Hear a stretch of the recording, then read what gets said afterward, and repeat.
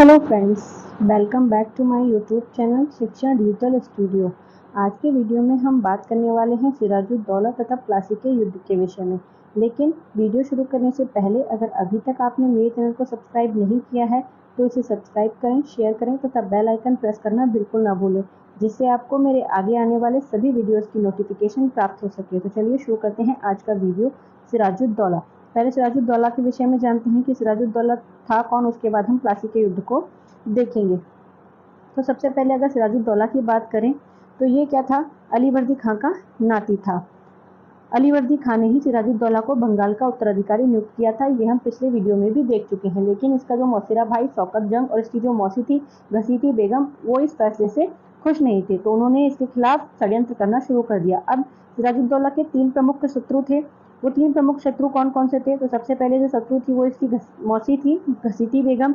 उसके बाद दूसरा शौकत जंग जो मौसेरा भाई था। इसके अलावा ये पूर्णिया का गवर्नर भी था। इसके अलावा अंग्रेज भी सिराजुद्दौला के शत्रु थे। आगे देखते हैं, शौकत जंग ने भी क्या किया, उत्तराधिकार का दावा किया, क्योंकि ये भी अलीवर्दी खां का नाती ही था। मतलब जो सिराजुद्दौला था उसकी मौसेरी बहन का उसका मौसेरा भाई था, तो इसने भी उत्तराधिकार का दावा किया। इसके अलावा जो घसीटी बेगम और राजवल्लभ थे उन्होंने शौकत जंग का साथ दिया, यानी कि सिराजुद्दौला के खिलाफ इसका साथ दिया कि इसको उत्तराधिकारी बनना चाहिए। अब राजवल्लभ कौन था? तो राजवल्लभ जो था वो घसीटी बेगम का दीवान था।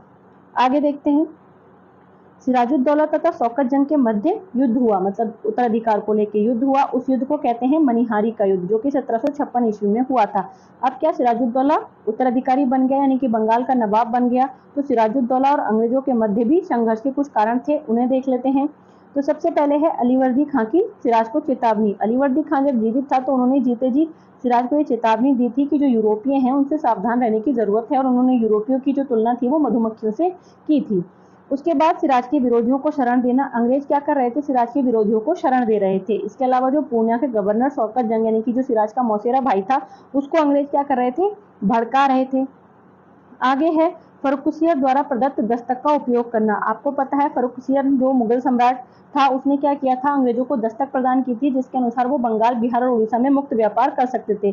इससे जो बंगाल, बिहार, उड़ीसा यानी कि जो बंगाल का नवाब था उसके जो राजस्व था उसको काफी हानि हो रही थी। तो इस वजह से भी ये भी उसके बीच, दोनों के बीच दुश्मनी का एक कारण बना हुआ था। इसके बाद अनुमति के बिना वे क्या कर रहे थे, अपनी बस्तियों का दुर्गीकरण कर रहे थे। अब वो अपनी बस्तियों का दुर्गीकरण कर क्यों रहे थे? तो इसके पीछे भी रीजन है। रीजन क्या है? अगर आपने पिछले वीडियोस देखे हो तो उसमें आपने देखा होगा कि जब अंग्रेजों और फ्रांसीसियों के मध्य कर्नाटक के युद्ध हो रहे थे, तो उसमें जो तीसरा कर्नाटक युद्ध था उस समय क्या था, सप्तवर्षीय युद्ध चल रहा था यूरोप में, जिसके कारण फ्रांसीसी और अंग्रेज दोनों ही यहाँ पर सुरक्षा की दृष्टि से अपनी अपनी फैक्ट्रियों की किलेबंदी कर रहे थे। आगे उसके बाद होता है प्लासी का युद्ध। तो प्लासी का युद्ध आपको पता है दोनों के बीच काफी टाइम से जो विवाद था वो चल रहा था, यानी कि दोनों के बीच संघर्ष के कारण उत्पन्न हो गए थे काफी सारे। उसके बाद जब प्लासी का युद्ध हुआ तो युद्ध कैसे शुरू हुआ उसको देखते हैं। तो युद्ध का प्रारंभ हुआ कैसे? तो सबसे पहले है फ्रांसीसियों ने दुर्गीकरण बंद कर दिया था। सिराजुद्दौला ने दोनों को ही कहा कि आप दुर्गीकरण नहीं कर सकते, तो जो फ्रांसीसी थे उन्होंने तो दुर्गीकरण बंद कर दिया, लेकिन अंग्रेजों ने उसकी बात नहीं मानी और उन्होंने अपना दुर्गीकरण जो था बस्तियों का वो कंटिन्यू रखा। फिर 4 जून 1756 को क्या होता है, सिराज ने कासिम बाजार पर आक्रमण कर दिया। मतलब सिराज को इस बात से गुस्सा आया कि मतलब फ्रांसीसियों का कहना मान गए और अंग्रेज उसका कहना नहीं मान रहे हैं। तो जब उसने क्या किया, 4 जून 1756 ईस्वी को कासिम बाजार, जो उनकी एक कोठी थी अंग्रेजों की, वहां पर आक्रमण कर दिया और अंग्रेजों ने क्या किया, यहाँ पर समर्पण कर दिया। आगे क्या था, फिर 16 जून 1756 ईस्वी को सिराज ने कलकत्ता पर भी आक्रमण कर दिया।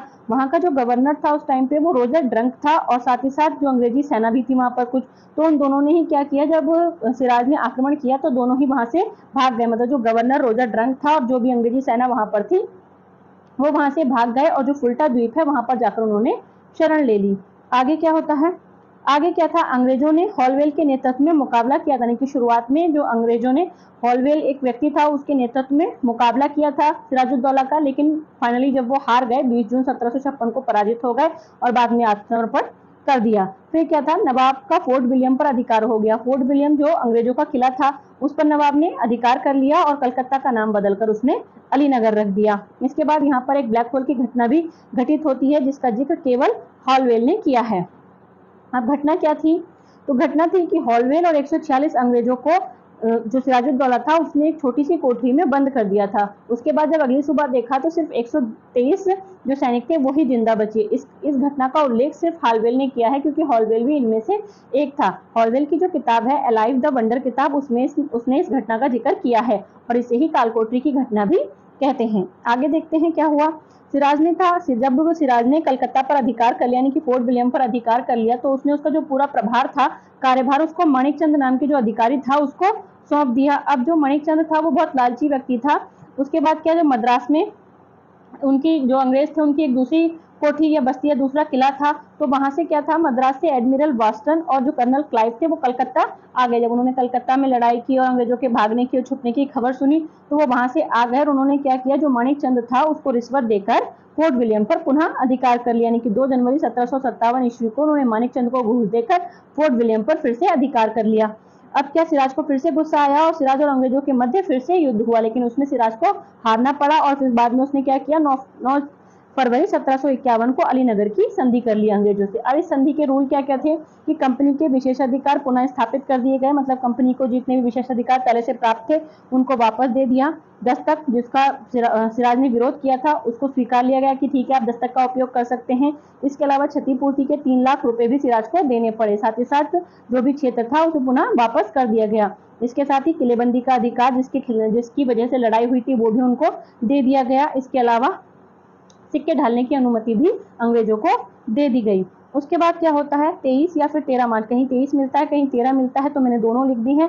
तो 23 या फिर 13 मार्च 1757 ईस्वी को अंग्रेजों ने वाटसन तथा क्लाइव उन दोनों के नेतृत्व में फ्रांसीसियों का जो चंद्रनगर था उसको छीन लिया। यानी कि फ्रांसीसियों की जो बस्ती थी चंद्रनगर, उस पर आक्रमण किया और उसको छीन लिया।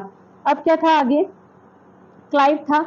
क्लाइव ने सिराज के विरोधियों के साथ मिलकर षड्यंत्र करना शुरू कर दिया। मतलब अब इन्हें लगा कि हम सिराज से जीत गए हैं तो अपनी मनमानी कर रहे थे। बाद में क्लाइव ने उसके जो राज दरबारी थे उनसे बातचीत करके, मतलब पूरे जो माहौल था उसको समझ के, और क्या किया, जो सिराजुद्दौला था उसके खिलाफ षड्यंत्र करना शुरू कर दिया। अब उसके जो प्रमुख षड्यंत्रकारी थे जो क्लाइव के साथ मिल गए थे वो कौन कौन थे, तो उसमें मीर जाफर था जो सिराजुद्दौला का सेनापति था। इसके अलावा राय दुर्लभ था जो एक सेनानायक था। उसके अलावा माणिक चंद, इसके बारे में आप पहले अभी देख चुके हैं, कलकत्ता का एक अधिकारी था। उसके बाद एक अमीर चंद या अमीर चंद था जो कि एक धनी सौदागर था, यानी कि पैसे वाला व्यक्ति था। एक इस शर्त पर शामिल हुआ था अंग्रेजों के साथ कि जब सिराजुद्दौला हार जाएगा और अंग्रेज जीत जाएंगे तो जो खजाने का 50% धन है वो इसको दे दिया जाएगा और साथ ही साथ 30 लाख की कमीशन भी ये लेगा। इस शर्त पर इसने साथ दिया था, लेकिन बाद में क्लाइव ने किया, ये सब उसको ना देना पड़े, इसलिए क्लाइव ने इसकी भी हत्या करा दी। आगे जो अगला व्यक्ति था वो था जगत सेठ जो कि एक बैंकर था। उसके बाद एक और था खादिम खान जो सेना का अधिकारी था। तो सिराजुद्दौला के खिलाफ इतने सारे लोग उसके अंग्रेजों के साथ षड्यंत्र में शामिल हो गए थे। उसके बाद है मीर जाफर जिसको आगे जो उसका सेनापति था उसके साथ अंग्रेजों ने क्या क्या वचन लिए थे, यानी कि क्या क्या उससे प्रॉमिस करवाए थे। तो सबसे पहला है कि हर प्रकार की व्यापारिक सुविधाएं, मतलब उन्होंने जो मीर जाफर था उसको ये लालच दिया था कि सिराजुद्दौला के बाद वो इसे ही नवाब बनाएंगे। तो उन्होंने उससे कुछ वचन लिए थे कि जब आप नवाब बन जाओगे तो हमें क्या क्या सुविधाएं प्रदान करोगे। तो उसमें सबसे पहला था कि हर प्रकार की व्यापारिक सुविधाएं अंग्रेजों को प्रदान की जाएंगी। इसके अलावा कलकत्ता पर उनका पूरा अधिकार होगा। ढाका तथा कासिम बाजार में वो दुर्ग निर्माण कर पाएंगे और 24 परगना जो क्षेत्र था बंगाल का उसकी जिम्मेदारी भी अंग्रेजों को प्राप्त हो जाएगी। ये सब शर्तें उससे पहले ही तय कर ली गई थी। उसके बाद के.एम. पणिक्कर ने सौदे के बारे में लिखा है कि एक ऐसा सौदा था जिसमें बंगाल के सेठों तथा मीर जाफर ने नवाब और नवाबी दोनों को अंग्रेजों के हाथों बेच दिया था, ऐसा के.एम. पणिक्कर का कहना है। उसके बाद क्या होता है, 23 जून 1757 ईस्वी को नादिया जिले में गंगा की सहायक भागीरथी के तट पर प्लासी के मैदान में युद्ध होता है, जिसे प्लासी के युद्ध के नाम से जानते हैं। और जो मीर जाफर तथा राय दुर्लभ थे वो अंग्रेजों के साथ जो उन्होंने संधि की थी तो संधि के अनुसार निष्क्रिय रहे, यानी कि उन्होंने सिराजुद्दौला के साथ से कोई भी कार्य नहीं किया। अब होना वही था जो वो चाहते थे, यानी कि नवाब क्या था, हारने लगा और बाद में नवाब को भागने पर मजबूर होना पड़ा क्योंकि उसके जो सेनापति थे वो लड़ ही नहीं रहे थे। तो बाद में जब वो वहां से भाग गया तो जो मीर जाफर का पुत्र था मीरन, उसने सिराजुद्दौला को पकड़कर मोहम्मद बेग नामक व्यक्ति से उसकी हत्या करवा दी। इस युद्ध में सिराज का साथ मीरमदान और मोहनलाल नाम के दो व्यक्ति थे, उसके मतलब सेनापति थे, उन्होंने दिया था और दोनों ही इस युद्ध में मारे गए थे। आगे देखते हैं कि इस युद्ध के परिणाम क्या हुए। तो प्लासी युद्ध के परिणाम क्या थे कि मीर जाफर बाद में नवाब बना, जैसा कि उनसे तय किया गया था अंग्रेजों ने। इसको बंगाल की प्रथम क्रांति, यानी कि उस मीर जाफर के नवाब बनने को बंगाल की प्रथम क्रांति कहा जाता है। आगे क्या था, अंग्रेजों को 24 परगना क्षेत्र की जमींदारी मिल गई, क्योंकि ये सारी शर्तें पहले ही तय हो चुकी थी। इसके अलावा वर्धमान तथा नादिया के कुछ प्रदेश भी अंग्रेजों को मिले। यह युद्ध धोखे और छल प्रपंच से जीता गया युद्ध था, मतलब अंग्रेजों ने धोखाधड़ी करके ही इस युद्ध को जीता था। 23 जून 1757 को भारत में मध्यकालीन युग का अंत एवं आधुनिक युग का शुभारंभ हुआ, ऐसा जादूनाथ सरकार का मानना है। आगे है, इस युद्ध ने दक्षिण में चल रहे आंग्लो फ्रांसीसी युद्ध में महत्वपूर्ण भूमिका अदा की। इसी समय क्या था, अंग्रेज और फ्रांसीसियों के मध्य कर्नाटक के युद्ध हो रहे थे। तो जब वो यहाँ पे प्लासी का युद्ध जीत गए, उन्हें बहुत सारा धन यहाँ से प्राप्त हुआ। उस धन के सहारे, उस शक्ति के सहारे उन्होंने क्या किया, फ्रांसीसियों को हरा के भारत से बाहर भेज दिया, यानी कि इस जीत ने उनको वहां पर मजबूत बनाया, यानी कि अंग्रेज इस जीत के बाद और ज्यादा शक्तिशाली हो गए। आगे देखते हैं मीर जाफर। जब मीर जाफर नवाब बनता है तो 1757 में ये नवाब बनता है और 60 तक रहता है। उसे कर्नल क्लाइव का गधा की संज्ञा दी गई, यानी कि क्लाइव का गधा उसे कहते हैं। अंग्रेजों के धन की मांग को पूरा न कर सका। अब बाद में अंग्रेजों ने इसको नवाब बनाया, तो वो समय समय पर इससे क्या था, धन की मांग करते रहते थे, जिसको ये बाद में पूरा नहीं कर सका। तो 25 फरवरी 1760 को क्लाइव वापस चला गया। उसके बाद वहां से हॉलवेल उस टाइम पे कुछ टाइम के लिए अस्थायी गवर्नर बना रहा, और उसने क्या किया, डचों को संरक्षण देने का आरोप मीर जाफर पर लगाया। उसके बाद स्थायी गवर्नर के तौर पर बेंसीटाट 27 सितंबर 1760 को आया, और उसने क्या किया, उसके जो दामाद था नवाब मीर जाफर का, मीर कासिम, उसको नवाब बना दिया। क्योंकि वो मीर जाफर जो था वो उनके पैसों की मांग को पूरा नहीं कर पा रहा था, इसलिए उन्होंने उसके दामाद को नवाब बना दिया कि वो जो भी वो मांग करेंगे वो उसको पूरा करेगा। अब जो मीर कासिम था उसके साथ क्या क्या समझौते हुए थे इसके, तो जो पहला समझौता था वो ये था कि बर्दवान, मिदनापुर और चटगांव की दीवानी अंग्रेजों को दे दी जाएगी। इसके अलावा सिलहट के पूना व्यापार में कंपनी को आधा हिस्सा दिया जाएगा, मतलब जो भी राज्य व्यापार करता था उसमें जो भी फायदा होगा उसका आधा हिस्सा कंपनी रखेगी। इसके अलावा मीर जाफर को 15,000 मासिक पेंशन पर रख दिया गया। आगे है मीर कासिम। जब मीर कासिम नवाब बना तो वो 1760 से लेकर 1763 ईस्वी तक रहा। अब आगे देखते हैं कि इसने क्या क्या कार्य किए। तो अलीवर्दी खां के बाद ये सबसे योग्य नवाब साबित हुआ। शर्त के अनुसार बर्दवान, मिदनापुर और चटगांव की दीवानी अंग्रेजों को दे दी गई, क्योंकि यही शर्त पहले से तय हुई थी। अपनी सत्ता को सुदृढ़ करने के इसने कई कार्य किए, जैसे राजधानी को परिवर्तित किया। ये मुर्शिदाबाद से राजधानी को मुंगेर ले गया। ढाका से मुर्शिदाबाद पहले मुर्शीद कुली खां लेके आया था, बाद में इसने मुर्शिदाबाद से मुंगेर ट्रांसफर कर ली, ताकि अंग्रेजों का जो हस्तक्षेप है वो थोड़ा कम हो सके। इसके अलावा इसने सेना का पुनर्गठन किया, प्रशिक्षण किया, और प्रशिक्षण के लिए उसने जर्मन अधिकारी वाल्टर रीनहार्ट की नियुक्ति भी की। इसके अलावा उसने तोप एवं बंदूकें बनाना भी शुरू किया मुंगेर में। उसने कुछ उपकर भी लगाए, जिसे अववाब कहते थे, और बचत कर भी लगाया, जिसे खिजरी जमा कहते थे। इसके अलावा इसने क्या किया, एक अर्मीनियन अधिकारी गुर्गिन खां की नियुक्ति की, और इसके अलावा मोहम्मद तकी को भी नियुक्त किया। मतलब बाहरी विदेशी जो अधिकारी थे उनकी नियुक्ति की, ताकि वो इसको कुछ एडवाइस दे सके। 1763 में उसने दस्तक का प्रयोग रोकने के लिए आंतरिक व्यापार सभी के लिए मुक्त कर दिया। अब इसने क्या किया, क्योंकि दस्तक का प्रयोग अंग्रेज कर रहे थे, उससे राज्य को कुछ फायदा हो नहीं रहा था, उल्टा अंग्रेज उससे फायदा उठा रहे थे। तो उसने क्या किया, जो आंतरिक व्यापार था वो सभी लोगों के लिए मुक्त कर दिया, ताकि अंग्रेज दस्तक का दुरुपयोग न कर पाए। लेकिन ये इस चीज को हटाने से पहले उसने कलकत्ता की काउंसिल में पहले से अपील की थी। जब काउंसिल की तरफ से कोई जवाब नहीं आया तो उसने इस चीज को समाप्त कर दिया। अंग्रेजों को ये सब चीजें पसंद नहीं आई, तो जुलाई 1763 में उन्होंने क्या किया, पुनः मीर जाफर को ही नवाब बना दिया। अब क्या हुआ, इस कारण मीर जाफर और अंग्रेजों के मध्य कई युद्ध हुए, क्योंकि मीर कासिम भी नहीं चाहता था कि वो नवाब के पद से हटे। तो करवा, मुर्शिदाबाद, गिरिया, सूती, उदयनाला और मुंगेर, ये सारे जो युद्ध हैं वो मीर कासिम और अंग्रेजों के मध्य हुए।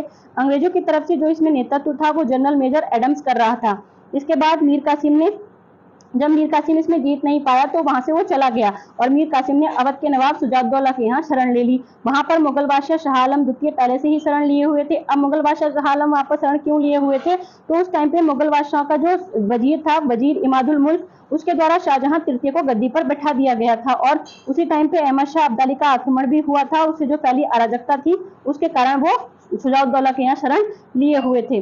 तीनों ने मिलकर बाद में अंग्रेजों के खिलाफ एक गुट तैयार किया, और परिणाम स्वरूप बक्सर का युद्ध हुआ, जिसके बारे में हम अगले वीडियो में पढ़ेंगे। अगर आप इसी तरह से मेरे साथ डिटेल में हिस्ट्री पढ़ना चाहते हैं तो बने रहिए मेरे साथ। Thank you for watching.